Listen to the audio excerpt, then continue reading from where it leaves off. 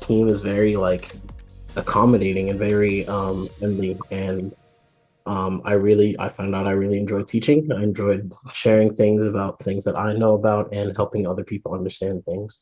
So that's kind of what made me stay, is a combination of me liking teaching and also really liking my employers and my coworkers and stuff. In-person teaching, easily in-person teaching. I really like talking to the students and being able to sort of gauge their responses, gauge thinking about what it is that I'm presenting to them, and then how like I can sort of go about changing how I'm saying things or changing how I'm presenting the information to them. And then when we finally get to a point where the students like, oh, I get it now, and then they can explain it back to me, and then they're like super excited about the computer science stuff. That's gotta be my favorite part. The Rex platform itself. My favorite part is how easily accessible it is. It's very easy to teach on that thing. Um, so like if I access a lesson and I'm able to sort of go into like different parts of the lesson, right? I can sort of restrict and show different parts of the lesson based on like, because I as the teacher get to see everything, right? But not the students don't all get to see everything. So having that sort of wall and having that sort of choice on what I want my students to be able to see helps me kind of customize how I want to teach and how I think I'd be most effective in teaching. So it's very like customizable, and it's very flexible once you understand how it works, and it helps you teach in a way that you feel like you can teach the way you want to, right? It's very easy to use in a way, right? So a lot of what I'm teaching is stuff that I kind of already know. At least it was, right, with the digital, or sorry, with the web design stuff and the Python and the computer science stuff. It was stuff that I already knew, right? So I was able to just sort of take a look at it and be like, oh, okay, well, this is stuff that I understand, right? But with the way because some of the courses that I'm teaching right now, digital music and digital broadcasting, they're newer to me. There's stuff that I don't quite fully know about. But I'm still able to go in there and see like a very clearly laid out lesson plan, and just kind of take a second to look at, hey, this is what we're going to be learning today. Section it off in ways that is really, really easy to sort of understand for me and for the students. Even if it's something that I don't exactly, fully understand, having like worked with it before. So that's probably my favorite part about the Rex curriculum. Definitely more time prepping. It depends really, because I have like section times off. Say more time prepping, I meant more time teaching, sorry. Um, it depends because I have like certain time, like I teach during certain periods. I tutor for an hour and stuff. But typically, I won't spend more than 30 minutes prepping for one class, right? Because really all I need to do is just go in there, take a look at what we're learning, right? Make sure that I fully understand it, and then just kind of have a lesson plan. Like, this is what we're going to go today, and this is what we're going to go over today. We're going to hit this and this and this, and then I will sort of explain and teach it to them as I go. So usually I spend much more time teaching than prepping, because prepping is really easy because it's all really just out there laid out for you.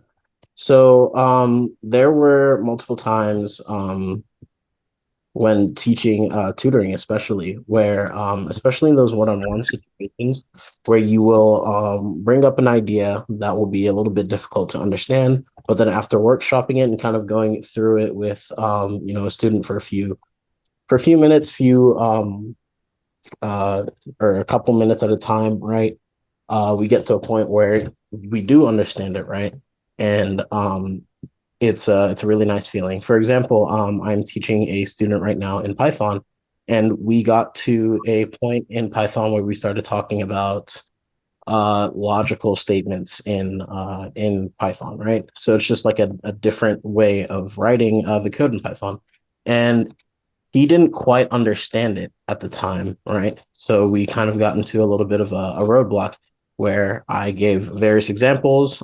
He would answer uh, to the best of his ability, and I'd kind of try to course correct as we went. But then as he's going along, he's giving these answers, and I'm trying to figure out how he's thinking and how he's getting to these answers. As he's going along, I start to figure out how he's thinking. And as I figure out how he's thinking, I'm able to change the way I'm teaching towards him, and he's able to sort of more easily understand it, right? By just changing like the example from something that we use like in an everyday situation, right? To changing it to more something more math focused because he was thinking about it in terms of numbers, right? And just by sort of approaching it that way and changing the way that I'm sort of approaching teaching a kid, then I'm able to sort of switch the way that they're thinking, or switch the way that I'm thinking about explaining it into a way that the the student understands a little bit better. And that was the one example of student success that really came to mind, was that there. So uh this is it depends on the medium I'm teaching through, right? So in a tutoring situation where say I'm tutoring one-on-one through Zoom, right? Like I said in the previous example, right, I would pose an example, ask the student to kind of talk me through it, see how they're thinking. And upon seeing how they're thinking, I'll sort of change the way I try to explain it based on what they are trying to or based on how they're explaining their thought processes to me, right? Mhm. um that's on the one-on-one sort of situation. In an online class setting, right, it's a little bit more difficult. There I try to use more of like a general approach to teaching, because as much as I would like to, I can't quite personalize for every individual student in online situation, right? So I try to sort of uh, base my teaching on questions that are coming up, right? Questions that I had while learning it, questions that people are asking me while I'm teaching it, right? Mhm. And my approach to that is basically like, if anyone asks me a question, right, about the subject, okay, I'm gonna assume everybody had that question, right, and not just personalize it or answer that question for that one student who asked, Mhm. right? Because a lot of the times, in a group setting, when people have a question, I was that kid who in class I wouldn't raise my hand and just kind of hope somebody else had the same question and would raise their hand and ask it, right? Um, so when someone asks that question, I'm going to assume that everyone had that question, because I'm sure at least one or two other students had that same question, right? It was just the one who asked, so that I answer that question in a way that's more generalized, in a way that like more everyone can sort of easily understand, to get like a base understanding, and then promote a lot and lots and lots of sort of self-study and sort of time to kind of sit with it for the students themselves to be able to learn it themselves, right? Because in a group setting, right, if I'm explaining it one way, student A might be able to understand it very easily the way I'm explaining it, but student B might not, right? That's why when I give them time to sort of sit and understand what it is that they're going through, or what it is that we're teaching, then they are able to sort of formulate their own questions and formulate their own way of thinking about it. That way, as we move along, different questions can come up based on different learning perspectives and stuff like that. And then I can go about answering those questions as the class goes along. Honestly, I build relationships with the students just by sort of understanding. At the end of the day, they're all people just like everyone else, right?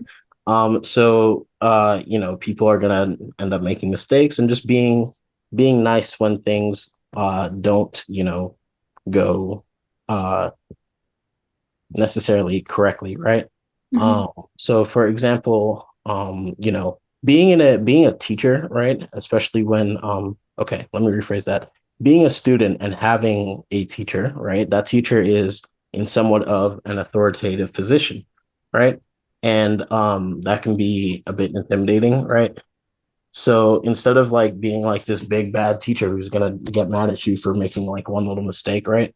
Mhm. Um, when a student, isn't paying attention, or when a student isn't listening or something, I try to sort of correct that in a way that's not necessarily blaming or shaming the student, right? But fixing that in a way that sort of it shows that, hey, I'm here to do my job. I'm here to educate you, right?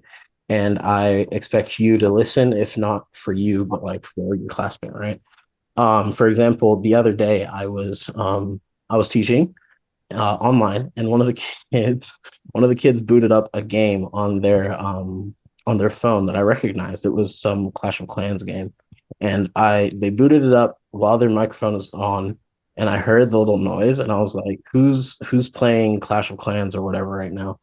And I immediately saw the little microphone go off, and then he types in the chat, sorry. I'm like, it's okay, I get it. That game's a lot of fun, but right now we've got something going on. So let's save that until later, right? And instead of turning that into a why are you playing Clash of Clans right now? You should be focusing and doing blah, blah, blah. It turned into sort of like a moment where I'm like, hey, I get it. And games are fun, but we've got something to do right now. So let's go ahead and do that. And then we can do the fun stuff when this is over, right? I would say the benefits of working as a Rex teacher would be one, the curriculum, definitely. The curriculum makes my job really easy, right? Because I'm not like, it's not like I'm writing my own classes or I'm writing my own stuff, but I do have like a framework of stuff that I'm able to, look at and say, okay, well, these kids are going to be learning about this. We're going to be using these tools to learn these things, right? Where can I fit my own experiences and my own knowledge into this to sort of help enhance their